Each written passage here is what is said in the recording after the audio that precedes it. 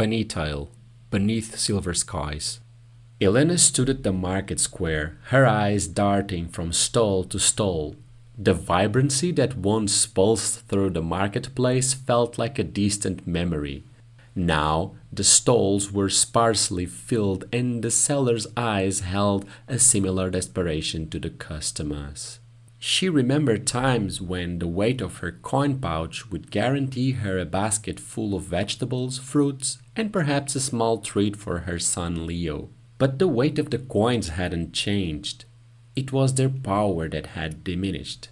At Mr. Sandoval's stall, where Elena usually bought her vegetables, a single apple now required a handful of coins.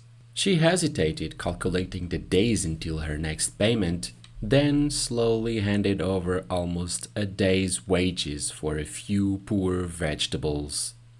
Her steps were heavy as she made her way home. The streets were filled with murmurs.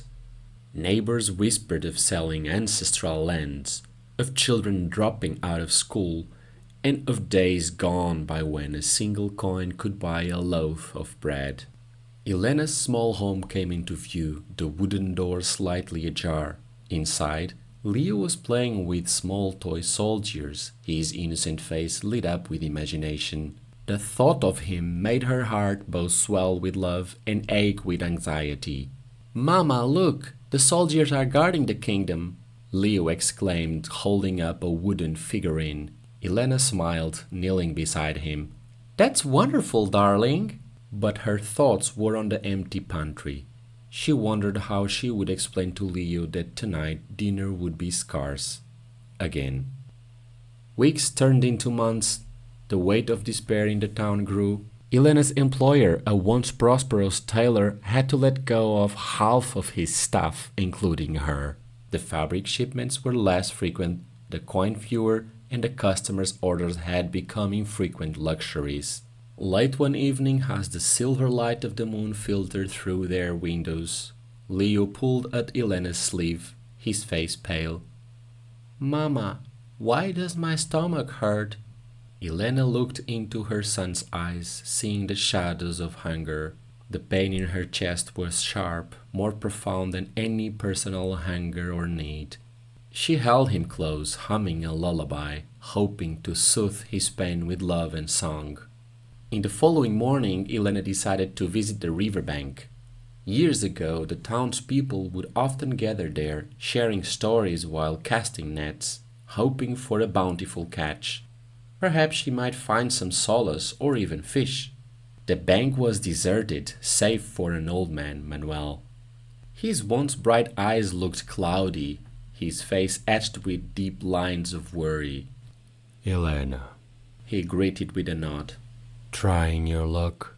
She nodded, throwing her improvised net into the river. Time passed, and the sun began its descent.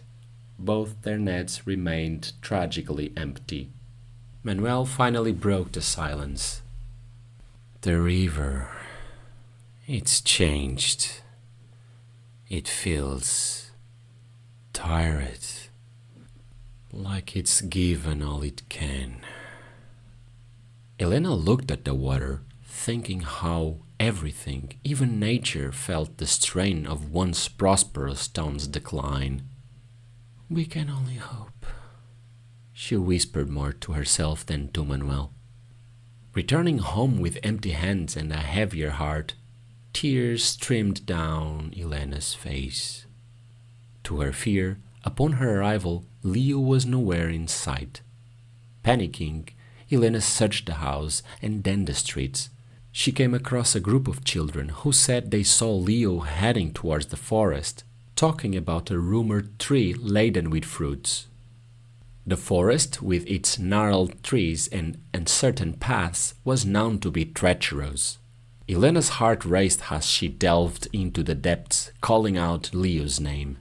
Hours felt like days until she came across a clearing where she saw Leo's toy soldier, and beside it, a deep pit.